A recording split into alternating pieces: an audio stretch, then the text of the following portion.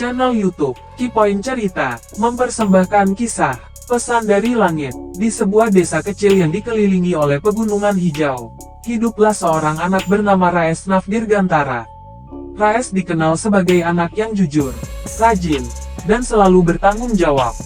Meski usianya masih muda, ia sering dimintai tolong oleh orang-orang di desanya karena kepercayaannya yang tinggi. Pada suatu malam, saat Raes sedang memandang bintang di halaman rumahnya, tiba-tiba langit menjadi terang benderang. Di tengah kegelapan malam itu, muncul sosok pria tua berjubah putih dengan wajah yang bersinar lembut, menaiki kuda putih bersayap. Sosok itu memperkenalkan dirinya sebagai seorang utusan yang membawa pesan penting. "Raes," ujar pria tua itu dengan suara yang lembut tapi tegas. "Kau telah terpilih untuk menjalankan sebuah amanah penting. Ini bukan tugas yang ringan, tetapi aku percaya kau mampu melakukannya." Raes, yang merasa bingung sekaligus gugup, bertanya, "Apa amanah itu, Pak? Mengapa saya yang dipilih?" Pria tua itu tersenyum. "Kau akan membawa pesan kepada masyarakatmu bahwa mereka harus menjaga kejujuran, persaudaraan, dan kedamaian.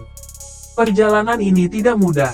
Kau harus melewati 3 rintangan di sepanjang jalan, dan setiap rintangan akan menguji kesabaran, keberanian, dan rasa tanggung jawabmu." Sebelum Raes sempat bertanya lebih jauh, pria tua itu mengangkat tangannya, dan seketika Raes merasa tubuhnya melayang.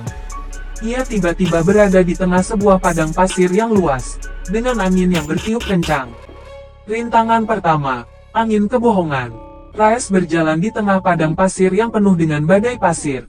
Suara-suara aneh berbisik di telinganya, memintanya untuk menyerah dan kembali pulang.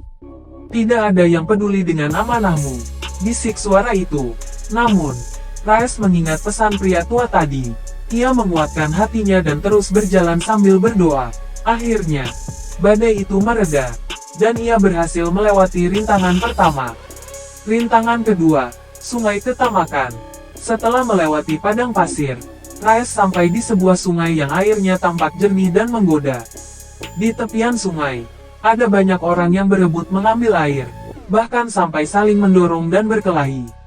Raes menyadari bahwa ini adalah ujian keserakahan. Ia memutuskan untuk menunggu dengan sabar di tepi sungai, hingga semua orang tenang. Ketika waktunya tiba, ia mengambil air secukupnya untuk dirinya dan melanjutkan perjalanan. Rintangan ketiga, Bukit Ketakutan. Raes akhirnya tiba di sebuah bukit yang gelap, dan penuh suara menyeramkan. Di puncak bukit, ada seekor harimau besar yang menghalangi jalannya. Raes merasa takut, tetapi ia ingat bahwa rasa tanggung jawabnya lebih besar dari rasa takutnya. Dengan keberanian yang tersisa, ia berjalan perlahan mendekati harimau itu. Anehnya, harimau tersebut tidak menyerangnya, melainkan memberi jalan untuk Raes. Setelah melewati semua rintangan, Raes tiba di sebuah lembah yang indah. Di sana, pria tua tadi menunggunya dengan senyuman.